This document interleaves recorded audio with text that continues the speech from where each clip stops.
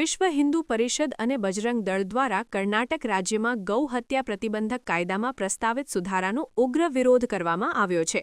આ સુધારા અંતર્ગત ગેરકાયદેસર ઢોર પરિવહન માટે જપ્ત કરાયેલા વાહનોને બેંક ગેરંટીને બદલે ક્ષતિપૂર્તિ બંધપત્ર દ્વારા છોડવાની મંજૂરી આપવાની યોજના છે.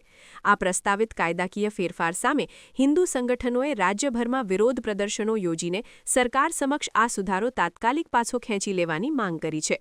સંગઠનોએ દલીલ કરી છે કે આ નિર્ણયથી કાયદાનું કડક અમલ નબળું પડશે અને ગૌરક્ષાના પ્રયાસોને મોટો આંચકો લાગશે.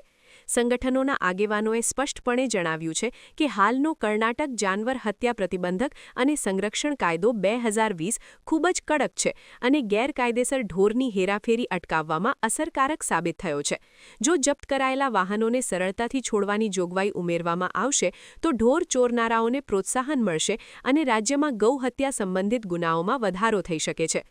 વીએચપીના નેતાઓએ આ સુધારાને ગૌચોરો પ્રત્યે સહાનુભૂતિ દર્શાવનારો ગણાવીને આરોપ મૂક્યો છે કે સરકાર જાણી જોઈને કાયદાને નબળો પાડી રહી છે.